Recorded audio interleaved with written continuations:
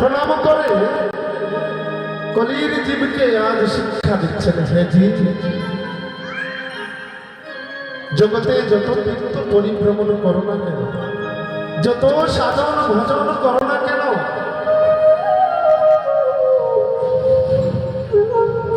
সকল তীর্থের সার হচ্ছে মাতা পিতার যুগল চরণ। যত তীর্থ পরিভ্রমণ করো না কেন, যদি মাতা পিতার যুগল চরণ ভজন না করো, তোমার সাধন ভজনে কিচ্ছু হবে না। তাই জন্য ত্রিজগতের অধীশ্বর আমার গৌর হরি গৃহে ফিরে এসে জননীর চরণে লুটিয়ে পড়ে জীবকে শিক্ষা দিচ্ছে। কীর্তন করো, ভাগবত আস্বাদন করো, সত্য সদাচারী চলাফেরা করো, সাধন করো, ভজন করো, আগে মাতা পিতার যুগল চরণ বন্দনা করো। হরি বল। আমার গৌর হরি মাতা সচিদেবীর শ্রীচরণে এসে লুটিয়ে পড়ে প্রণাম করছেন। হরি বল। জীবকে শিক্ষা দিচ্ছে জয় রাধা।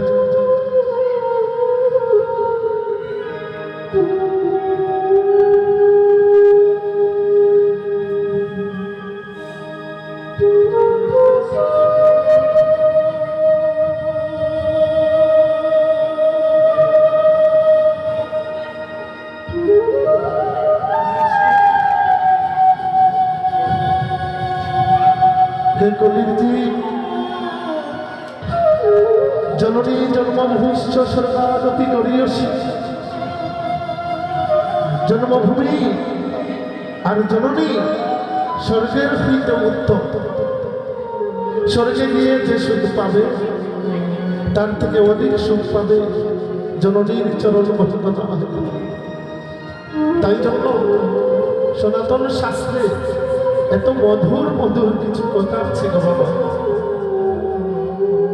আমাদের শাস্ত্রে জননীর স্থান কোথায় রেখেছে? স্বর্গ হইতে ঊর্ধ্বে। জননী জন্মভূমিষ্ঠ স্বর্গাদপি গরীয়সী, স্বর্গের হইতে উত্তম। যদি কোনো সন্তান শুধুমাত্র তার বাবা চরণ বন্দনা করতে পারে বাবা, ভগবান নিজ গুণে তাকে অবশ্যই অবশ্যই অবশ্যই কৃপা করে তোলে।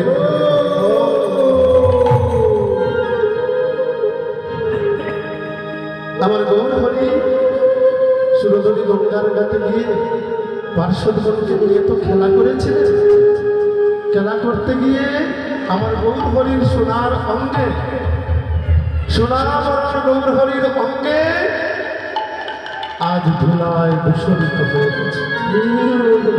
জননী দেখলেন, সচিদেবী দর্শন করলেন, গৌর হরির অঙ্গ কান্তি আজ ধুলায় দূষণিত। যখন এত ধুলা দেখলেন মা, নিজ সন্তানকে আমার গৌর হরিকে কোলে নিয়ে বাৎসল্য প্রেমের শিরোমণি, তো বাৎসল্য প্রেম ভক্তি করে আমার গৌর হরি অঙ্গকান্তি আজ ধুলা ঝেড়ে দিচ্ছেন, অঙ্গকানা মুছে দিচ্ছেন। গৌর হরির সর্বাঙ্গ যখন মুছে দিচ্ছেন,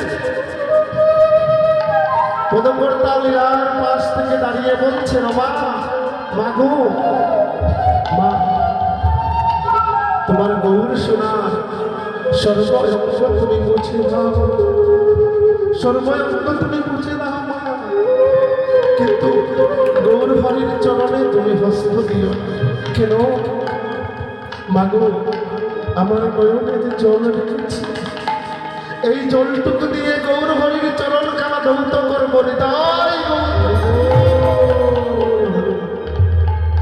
আমার নয়নে যে জল আছে, এই জল দিয়ে গৌর হরির চরণটা ধুইয়ে দেবে, তুমি চরণ ধুয়ে দেবে। ভাগো, এই যে পদ হলো, এই যে লীলার অসম্পৃত